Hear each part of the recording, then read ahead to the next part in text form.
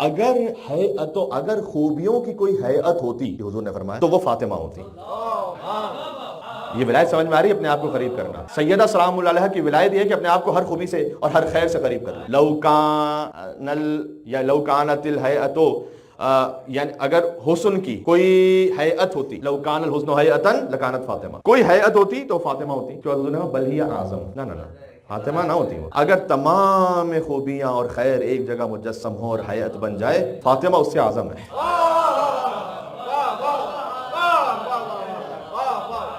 یا اللہ، یہ کیوں اعظم ہے؟ ذرا غور کیجئے گا کیوں اعظم ہے. اس لیے کہ نماز خیر ہے، عبادت خیر ہے، دعا خیر ہے، یہ سب ایک مقام پر جمع ہو جائیں تو کیا یہ فاطمہ ہے نا. اس لیے کہ آپ کی نماز، آپ کی دعا، آپ کی عبادت یہ آپ کو بچا سکتی ہے، سارے جہاں کو نہیں بچا سکتی ہے. بس سمجھ میں آ رہی میں کیا کہنے لگا ہوں؟ اللہ اکبر. یہ میرا اپنا کلام نہیں ہے، میرا اپنا کلام ہو تو آپ رد کر دیجئے گا. حضور مکرم نے یہ فرمایا ہے کہ فاطمہ سلام اللہ علیہا محراب عبادت میں اس قدر کھڑی ہوتی تھی. پہلے تو فرمایا کہ حتی تورم قدمہ، یہاں تک کہ ان کے قدموں میں ورم آ جاتا تھا. یہ حضور مکرم گواہی دے سکتے ہیں اور کوئی گواہی نہیں دے سکتا. ان کے قدموں میں ورم آ جاتا تھا. اب ذرا غور کیجئے گا، 18 برس کے سن کی مستور وہ کتنا قیام کرے کہ قدموں میں ورم آ جائے؟ اس کے لیے کتنے قیام کی ضرورت ہے؟ لہذا امام حسن علیہ السلام کی گواہی ہے کہ میں نے ساری رات اپنی والدہ کو یا حالت رکوع میں دیکھا یا حالت سجدہ میں دیکھا. بس سبحان اللہ. تو پہلے تو حضور نے فرمایا کہ سیدہ سلام اللہ علیہا اس انداز سے قیام فرماتی تھی کہ حتی تورم قدمہ. اس کے بعد بہت لطیف ہے، فرمایا ان کے بیت سے، ان کی محراب سے ایک نور طلوع ہوتا جو آسمانوں پر ایسے جاتا تھا کہ جیسے زمین والے ستاروں کو دیکھتے ہیں، آسمان والے اس نور فاطمہ کو دیکھتے تھے.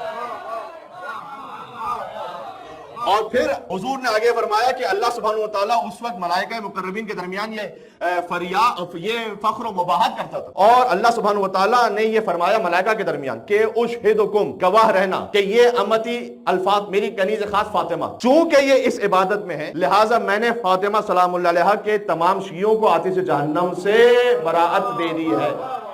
آپ کی عبادت آپ کو بچا سکتی ہے، پوری کائنات کو نہیں بچا سکتی ہے.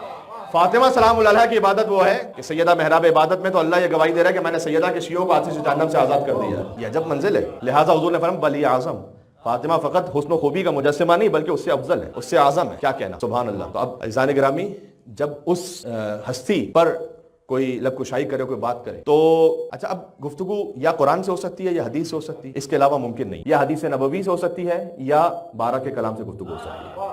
اس کے علاوہ ممکن نہیں کہ کوئی سیدہ سلام اللہ علیہ کے بارے میں کوئی بات کہہ سکے، کیونکہ یہ سر من اسرار اللہ تعالیٰ، اس لیے کہ وہ اللہ کے رازوں میں سے ایک راز ہے. فرمایا اللہ کے رازوں میں سے ایک راز ہے، تو اللہ کے رازوں میں سے ایک راز ہے تو پھر اللہ کے راز پر وہی گفتگو ہو سکتی ہے، وہی گفتگو کر سکتا ہے کہ جو خود مشیت پروردگار کا حامل ہو. تو لہٰذا آپ کو قرآن میں ملے گا. اچھا، قرآن میں سیدہ سلام اللہ علیہ کے جب خانوادے کا ذکر ہے تو سورہ حل عطا میں 18 آیتیں ہیں، 5 روٹیوں پر 18 آیتیں ہیں قرآن میں، فضیلت خانواد زہرا پر. اور اس میں جب جنت کی نعمتوں کا ذکر ہے تو کسی حور کا ذکر نہیں ہے. سورہ حل عطا میں چیک کر لیجئے گا، حور کا ذکر اس لیے نہیں ہے کہ خود علامہ فخر الدین رازی بہت بڑے مفسر ہیں، انہوں نے لکھا کہ چونکہ بی بی سیدہ سلام اللہ علیہ کی شان میں سورہ نازل ہو رہا تھا تو اللہ سبحانہ وتعالیٰ نے مناسب نہیں سمجھا کہ جنت کی نعمتوں کا تو ذکر کر دیا لیکن حور کا ذکر کیا جائے فاطمہ زہرا کے مقابلے پر.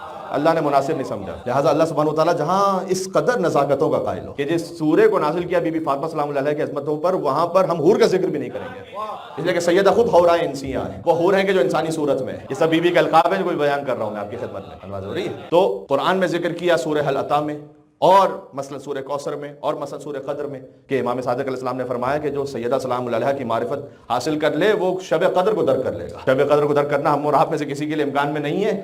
تو فرمایا کہ جو اگر واقعی سیدہ سلام اللہ علیہ کی معرفت کو حاصل کر لے وہ ایسے کہ جیسے شب قدر کو در کر چکا ہو. اس لیے القدر بی بی کے ناموں میں سے ایک نام ہے، آپ جانتے ہیں لیلۃ القدر بی بی کے ناموں میں سے ایک نام ہے. اور قرآن میں ذرا اس کی آپ عظمت ملاحظہ فرمائیے گا، ایک ہی سورہ ہے سورۃ القدر کے نام سے، اور وہاں جہاں شب قدر کے ساتھ ذکر ہے انا انزلناہ فی لیلۃ القدر وما ادراک ما لیلۃ القدر لیلۃ القدر خیر من الف شہر. یہ بلاغت کے خلاف ہے. قرآن میں معمولاً ایسا نہیں ہے کہ آپ ایک ہی لفظ کو ہر آیت میں بار بار تکرار کرتے پھریں. یہ معمولاً ایسا نہیں ملے گا آپ کو کہ آپ ایک ہی لفظ کو ایک بات کو سمجھانے کے لیے بار بار تکرار کرتے پھریں.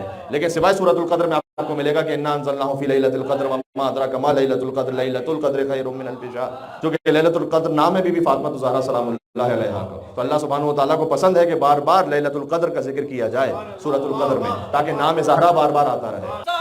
سبحان اللہ. اللہم صل علی محمد و علی محمد. سبحان اللہ. لہذا لیلۃ القدر خیر من الف شہر بار بار ذکر کیا. اور پھر بعد میں جو ضمیر ہیا ہے وہ بھی 2 آیتوں میں مزید ضمیر ہیہ وہ لیلۃ القدر کی طرف پلٹتی ہے، یعنی ان 2 آیتوں میں بھی پھر ضمیر کے ساتھ بی بی فاطمہ سلام اللہ علیہا کا ذکر کیا۔ تو عزیزان گرامی، ایک تو قرآن ہے، ایک فرمان رسالت ہے۔ فرمان رسالت جہاں سے ایک مقام پر میں نے اس کو کسی حد تک عرض کیا تھا، لیکن تقریباً شاید مومنین وہ ہیں کہ جو اس مقام پر نہیں بھی تھے، اور ذکر ہے بی بی کا تو شاید ایک لمحے کے لیے بات وہ ہو جائے کہ جو میں مقام پر گھر پہ کہہ چکا ہوں، لیکن میں چاہتا ہوں یہاں پر بیان ہوں۔ یہ جو حضور نے فرمایا، میں کہہ رہا ہوں کہ شان فاطمہ سلام اللہ علیہا یا قرآن سے ہے یا مصطفیٰ کے فرمان سے۔ تو اب یہ حضور فرماتے ہیں کہ فاطمہ تو بضعۃ منی، فاطمہ میرا ٹکڑا ہے، اور جس نے فاطمہ کو راضی کیا اس نے مجھے راضی کیا، جس نے مجھے راضی کیا اس نے اللہ کو راضی کیا۔ یہ جملہ آپ نے ہزاروں مرتبہ سنا ہے، لیکن اس کی ذرا عظمت کو محسوس کیجیے گا تھوڑا سا گہرائی میں جا کر۔ فاطمہ میرا ٹکڑا ہے، فاطمہ کی رضا میں خدا کی رضا ہے، کا کیا مطلب ہے؟ یعنی کیا خدا متعال مجبور ہے اس بات پر کہ جب فاطمہ راضی ہو تو خدا راضی ہوگا؟ کیا یہ بات کوئی ضروری ہے کہ جب بھی سیدہ سلام اللہ علیہ راضی ہو تو خدا راضی ہوگا؟ خدا مجبور تو نہیں، تو پھر کیوں ہے کہ سیدہ کی رضا میں خدا کی رضا ہے؟ خدا مجبور تو نہیں۔ اس کا مطلب یہ کہ یہ بات طے ہے کہ سیدہ ہر وہ شے بھی جانتی ہیں کہ جس سے اللہ راضی ہے، اور ہر وہ شے بھی جانتی ہیں کہ جس سے اللہ ناراض ہے۔ یہ علم اللہ یا علی، یہ علم سیدہ سلام اللہ علیہا پر دلیل ہے، علم لدنی۔ بات واضح ہو رہی ہے؟ یعنی ہر وہ شے بھی جانتی ہیں جس سے اللہ راضی ہے، ہر وہ شے جانتی ہے جس سے اللہ ناراض ہے، ہر اس بات پر پابند ہے جس سے اللہ راضی ہے، ہر اس بات سے دور ہے کہ جس سے اللہ ناراضی ہے۔ یہ عصمت مطلقہ کی وہ منزل ہے کہ اب یہاں اللہ سبحانہ و تعالی وہ مؤثر ہے، وہ متاثر نہیں ہوتا، وہ مؤثر ہے۔ اللہ کسی اور سے اثر قبول نہیں کرتا، اللہ اپنے موجودات پر اثر ڈالتا ہے۔ تو پھر یہ کیا ہے کہ فاطمہ راضی ہو تو پھر اللہ راضی ہو جائے گا۔ یہ ایک طرح سے سیدہ سلام اللہ علیہا کے راضی ہونے کا اثر ہے نا کہ خدا راضی ہو رہا ہے۔ یہ کیوں ہے؟ یہ ایک مرتبہ ہوتا ہے کہ آپ خدا کی رضا پر راضی ہوں، ایک مرتبہ ہے کہ خدا فاطمہ کی رضا پر راضی ہو۔ یہ یہاں سے منزل نہیں ہے، وہاں سے منزل ہے۔ اس کا مطلب یہ ہے کہ سیدہ سلام اللہ علیہا یہاں جبر کی منزل نہیں ہے کہ اللہ سبحانہ و تعالیٰ مجبور ہے، آپ سب جانتے ہیں اس بات کو۔ سیدہ سلام اللہ علیہا ہر اس امر سے علم لدنی رکھتی ہیں کہ جس سے اللہ سبحانہ و تعالیٰ راضی ہے، اور ہر اس امر سے واقف ہے جس سے اللہ ناراض ہے، سبحان اللہ، اور ہر اس بات پر عالمہ بھی ہیں، عاملہ بھی۔ بات ذہن میں آ گئی؟ تو یہ آپ کو جب عظمت سمجھنی اس بیوی کی تو حضرت سرکار ختمی مرتبت کے اس کلام سے محسوس فرمائیے گا، اللہم صلی علی محمد و علی محمد، کہ حضور یہ فرمائیں کہ السلام علیکم یا اہل بیت النبوہ، اے نبوت کے اہل بیت آپ پر سلام ہو۔ سیدہ سلام اللہ علیہا کے گھر کو مرکز بنائیں، ان کے دروازے پر آ کر کھڑے ہوں اور وہاں پر سلام کریں آیت تطہیر کے نازل ہونے کے بعد۔ یہ سب وہ ہیں کہ جو عظمت سیدہ سلام اللہ علیہا یا بیت فاطمہ سلام اللہ علیہا کی عظمت کو بیان کر رہی ہیں۔ سبحان اللہ۔ ایک جملہ کہنے لگا ہوں، آیت تطہیر نازل ہوئی ہے تو حضور آتے ہیں اور سلام کرتے ہیں فاطمہ سلام اللہ علیہا کے دروازے پر۔ کیا سمجھا رہے ہیں حضور؟ حضور یقیناً کہیں نہ کہیں کسی زوجہ کے گھر سے تشریف لا رہے ہیں اور آ رہے ہیں فاطمہ کے گھر پر اور دروازے پر کھڑے ہو کر سلام کر رہے ہیں۔ یہ حضور سمجھانا چاہ رہا ہوں کہ جہاں سے آ رہا ہوں وہ اہل بیت نہیں ہے۔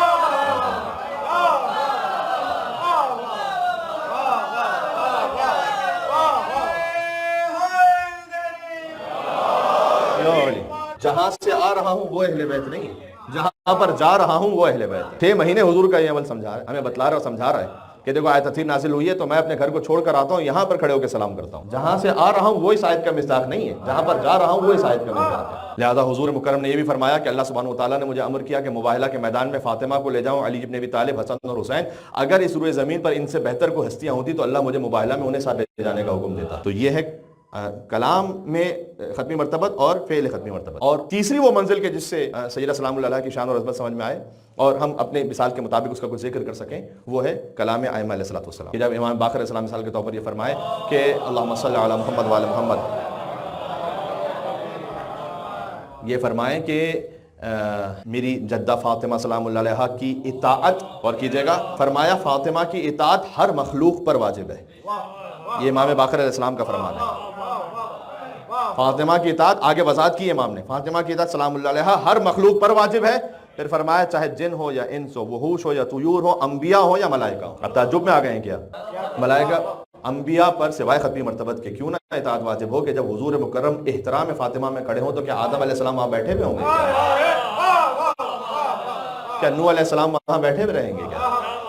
کیا ابراہیم اور موسیٰ اور عیسیٰ علیہ السلام وہاں بیٹھے رہیں گے؟ فرمایا جن و انس، وحوش و طیور، انبیاء و مرسلین اور ملائکہ مقربین، سب پر فرض ہے۔ اللہ، لہذا ایک بزرگ عالم سے استفادہ کرتے ہوئے ایک جملہ کہہ رہا ہوں، یہاں پہ بات آہستہ آہستہ منزل مصائب پہ جاؤں گا۔ اگر کلمہ طیبہ کی کوئی شکل ہو تو وہ فاطمہ ہے، لا الہ الا اللہ کی کوئی شکل ہو تو وہ فاطمہ ہے، کلمہ طیبہ، کیونکہ کلمہ طیبہ کمال اخلاص ہے، اور علی مسئلہ سورۃ الاخلاص ہیں، اور فاطمہ ہم کف علی ابن ابی طالب ہے۔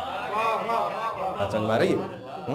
اگر کلمہ طیبہ کی کوئی صورت ہو تو وہ فاطمہ ہے سلام اللہ علیہا۔ بیوی نے ایک بات ہمیں سمجھائی ہے، اور آج میں چاہتا ہوں کہ اس بات سے درس لیتے ہوئے جائیں میں اور آپ سب، وہ یہ کہ یوزول اس وقت کا جو ماڈرن زمانہ ہے اس میں اللہ کا معاملہ الگ ہے اور آپ کی ذاتی زندگی کا معاملہ الگ ہے. میں اب بچوں سے بات کر رہا ہوں بالخصوص. آپ کو اللہ چاہیے تو آپ جائیے چرچ میں، اور آپ کو زندگی کا مزہ چاہیے تو آپ بزنس کیجیے، آپ عیش و عشرت کیجیے، آپ اچھی وہیکل لیجیے، آپ اچھا لباس پہنیے. آپ کے زندگی کا مزہ وہ ہے. اللہ سے کچھ بات کرنی ہے تو وہ چرچ ہے. یعنی ایک ہے ڈومین آف اسپرچولیٹی اور ایک ہے ڈومین آف مٹیریلزم. وہ الگ الگ ہے، جس کو ہم کہتے ہیں حوزہ معنویت، حوزہ مادیت، جو سپریٹ ہیں. سیدہ سلام اللہ علیہ نے سمجھایا ہے کہ ایسا نہیں. ان کے شوہر سے جو تعلق ہے وہ ولایت کے ایسے دفاع میں ہے کہ سیدہ سلام اللہ علیہ کا علی بن ابی طالب سے تعلق علی ولی اللہ کو اور اس سے پہلے محمد رسول اللہ کو اور اس سے پہلے لا الہ الا اللہ کو بچا گیا ہے.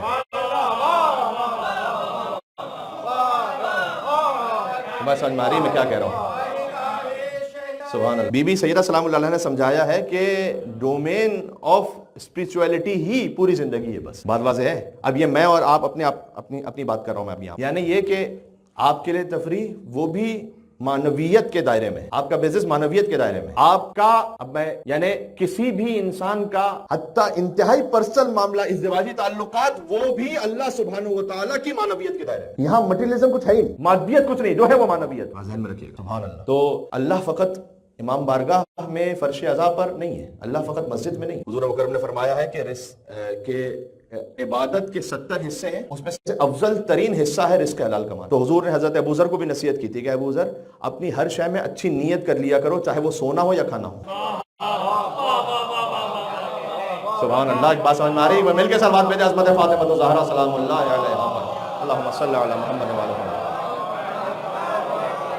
یہ حضور مکرم کا فرمان ہے، اپنی ہر شے میں اچھی نیت کر لیا کرو، چاہے وہ نوم یعنی کھانا ہو، چاہے وہ سونا ہو یا کھانا ہو. کیا کہنا ہے امام نے فرمایا ہے، ذرا حدیث سن لیجیے گا. یہ امام نے فرمایا کہ اگر کوئی شخص یہ نیت کرے کہ میں اللہ نے توفیق دی انشاءاللہ نماز شب پڑھوں گا، فتغلب عینہ، اور اس کی آنکھیں غالب آ جائے اور وہ سوتا رہ جائے. امام نے فرمایا کہ جو سوتا رہ گیا اس کی سانس تسبیح تھی اور اس کا سونا صدقہ تھا.